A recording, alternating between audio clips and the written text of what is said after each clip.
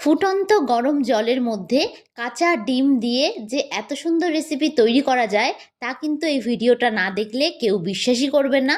খুবই সহজ পদ্ধতিতে কিন্তু আমি আজকে রেসিপিটা আপনাদেরকে তৈরি করে দেখাবো। একঘেয়েমি ডিমের রেসিপি খেতে ভালো না লাগলে একবার এই রেসিপিটি অবশ্যই বাড়িতে তৈরি করে দেখতে পারেন। তো চলুন দেখে নেওয়া যাক আজকে আমার এই রেসিপিটি। তো ভিডিওটা শুরু থেকে শেষ পর্যন্ত দেখার জন্য আপনাদের কাছে আমার অনুরোধ রইল। সবার প্রথমে আমি এখানে একটা কড়াই বসিয়ে দিয়েছি। কড়াইটা খুব ভালোভাবে গরম হয়ে গেলে আমি এর মধ্যে দিয়ে দেব 2 বাটি পরিমাণে জল। আমি কিন্তু এইরকম বড় বাটি মেপে 2 বাটি পরিমাণে জল দিয়ে দিয়েছি। এবার গ্যাসের ফ্লেমটাকে হাই রেখে আমি জলটাকে কিন্তু খুব ভালোভাবে গরম করে নেব। জলটা একটু খুব ভালোভাবে গরম হয়ে আসলে এবার আমি এর মধ্যে দিয়ে দেব ডিম। আমি এখানে 2টো ডিম সামান্য একটু নুন দিয়ে খুব ভালোভাবে একটু ফেটিয়ে নিয়েছিলাম। এবার এই ডিমের মিশ্রণটা কিন্তু আমি গরম জলের মধ্যে দিয়ে দেব। গ্যাসের ফ্লেমটাকে কিন্তু অবশ্যই হাইয়ে রাখবেন। দেখুন সমস্ত মিশ্রণটাকে কিন্তু আমি জলের মধ্যে দিয়ে দিয়েছি। রনিতাস ফুড প্লেসে আবারও একবার কিন্তু সকল বন্ধুকে আমি স্বাগত জানাই। যতক্ষণ না ডিমের মিশ্রণটা জলের ওপর ভেসে উঠবে ততক্ষণ কিন্তু একটু অপেক্ষা করতে হবে। দেখুন ডিমের মিশ্রণটা কিন্তু জলের উপরে ভেসে উঠেছে। তো ডিমটা কিন্তু অনেকটাই সেদ্ধ হয়ে এসেছে। এবার একটা খুন্তির সাহায্যে আমি একটু এইরকমভাবে একটু নেড়ে নেব। ডিমটা যখনই ভেসে উঠবে তখনই কিন্তু বুঝবেন ডিমটা খুব ভালোভাবে সেদ্ধ হয়ে গেছে। এবার খুন্তির সাহায্যে আমি ঠিক এইরকমভাবে একটু নাড়াচাড়া করে নেব। খুব বেশি নাড়াচাড়া করবেন না, তাহলে কিন্তু ডিমের অংশগুলো টুকরো টুকরো হয়ে যেতে পারে, তখন কিন্তু রেসিপিটা খেতে একদমই ভালো লাগবে না। তো ডিমটা কিন্তু আমার পুরোপুরি সেদ্ধ হয়ে গেছে। এবার গ্যাসের ফ্লেমটাকে আমি অফ করে দেব। অফ করে একটা ছাঁকনির সাহায্যে ডিমগুলোকে জল থেকে ঠিক এইরকমভাবে আমি তুলে নেব। একটা ছাঁকনির সাহায্যে কাজটা করার চেষ্টা করবেন, তাহলে দেখবেন কাজটা খুব সহজেই হয়ে যাবে।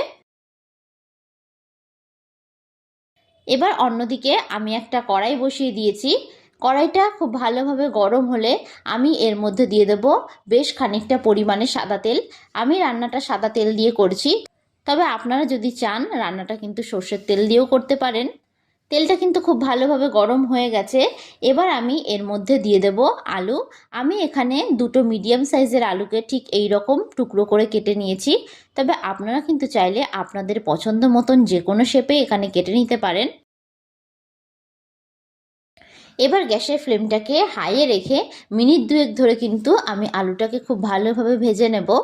ডিম দিয়ে প্রতিদিন একঘেয়েমি রেসিপি খেতে ভালো না লাগলে এই রেসিপিটি অবশ্যই বাড়িতে একবার তৈরি করে দেখতে পারেন। দেখবেন বাড়ির সকলের খুব ভালো লাগবে। আমি গ্যাসের ফ্লেমটাকে হাইয়ে রেখে কিন্তু আলুগুলোকে খুব ভালোভাবে একটু ভেজে নিচ্ছি। দেখুন আলুগুলোর মধ্যে কালার চলে এসেছে। এইভাবে কিন্তু হালকা লাল করে আলুগুলোকে ভেজে নিতে হবে। খুব বেশি লাল করে কিন্তু আলুগুলোকে ভাজার প্রয়োজন নেই। আলুগুলো খুব ভালোভাবে ভাজা হয়ে গেছে। এবার আলুগুলোকে আমি তেল থেকে অন্য একটি পাত্রে তুলে নেব। ওই তেলেই আমি দিয়ে দেব 2টো মিডিয়াম সাইজের কুচিয়ে রাখা পেঁয়াজ। পেঁয়াজগুলোকে আমি এরকম লম্বা করে কুচিয়ে নিয়েছি। আপনারা কিন্তু চাইলে পেঁয়াজগুলোকে ছোট করে টুকরো করেও কেটে নিতে পারেন। এবার কিন্তু পেঁয়াজগুলোকে আমি হালকা করে একটু ভেজে নিচ্ছি। মিনিট 2 ধরে আমি পেঁয়াজটাকে খুব ভালো করে একটু ভেজে নিয়েছি। এবার আমি এর মধ্যে দিয়ে দেব একটা বড় সাইজের টুকরো করে রাখা টমেটো। টমেটোগুলোকে আমি এরকম ছোট ছোট টুকরো করে কেটে দিয়েছি। এবার পেঁয়াজ ও টমেটোটাকে আমি খুব ভালোভাবে একটু ভেজে নিচ্ছি। এবার আমি এর মধ্যে সামান্য একটু নুন দিয়ে দিচ্ছি। এতে কিন্তু টমেটোটা খুব তাড়াতাড়ি সেদ্ধ হয়ে যাবে। টমেটো ও পেঁয়াজটাকেও আমি খুব ভালোভাবে একটু নাড়াচাড়া করে ভেজে নিলাম। এবার আমি এর মধ্যে ঝালের জন্য দিয়ে দিলাম 4টে কাঁচা লঙ্কা। আমি কাঁচা লঙ্কাগুলোকে মাঝখান থেকে একটু চিড়ে দিয়েছি।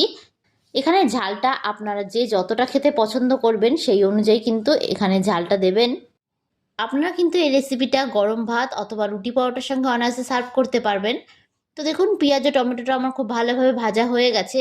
এবার আমি এর মধ্যে দিয়ে দেব 2 টেবিল স্পুন অনুযায়ী আদা রসুন বাটা।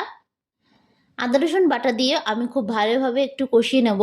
গ্যাসের ফ্লেমটাকে আমি এই অবস্থায় একটু মিডিয়ামে রেখেছি। আদা রসুন থেকে কাঁচা গন্ধ বেরোনো পর্যন্ত কিন্তু আমি খুব ভালোভাবে একটু কষিয়ে নিচ্ছি। দেখুন মশলা থেকে কিন্তু তেল ছাড়তে শুরু করে দিয়েছে। এই অবস্থায় আমি এর মধ্যে কিছু গুঁড়ো মশলা অ্যাড করে দেবো।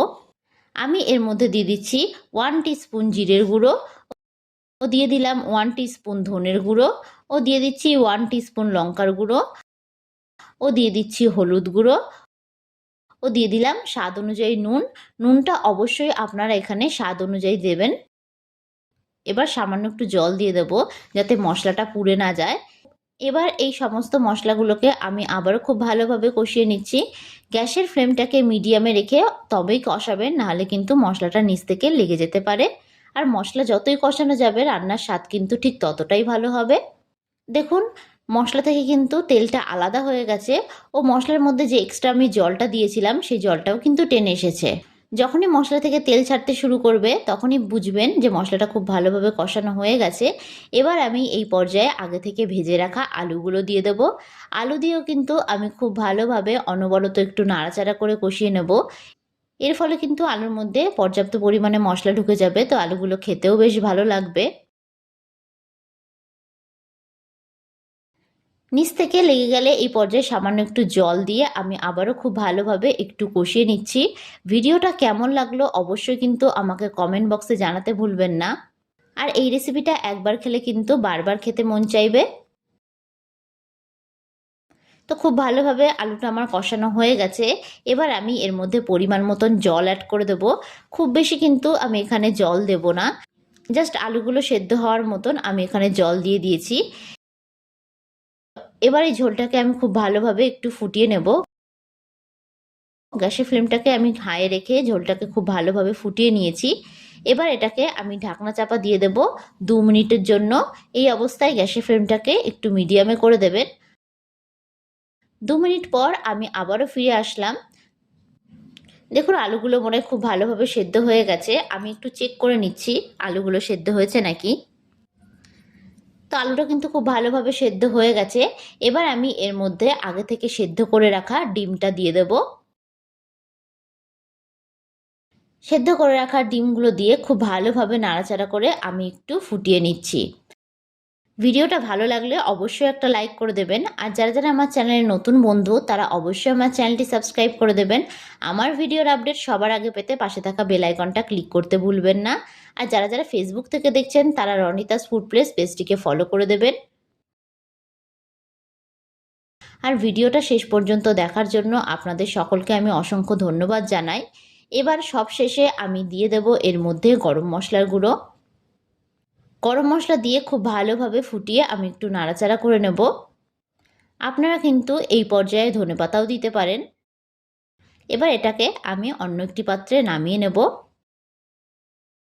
তো দেখেই নিলেন খুব সুন্দরভাবে কিন্তু তৈরি হয়ে গেছে আমাদের ডিমের এই রেসিপিটি। আপনাদের কাছে আমার রিকোয়েস্ট থাকলো এই রেসিপিটি একবার হলেও বাড়িতে তৈরি করার জন্য। তো আজকের মতন বিদায় জানালাম। আবারও হাজির হব আপনাদের সামনে নতুন একটি রেসিপির ভিডিও নিয়ে। আশা করি আপনারা সকলে ভালো থাকবেন, সুস্থ থাকবেন। ধন্যবাদ।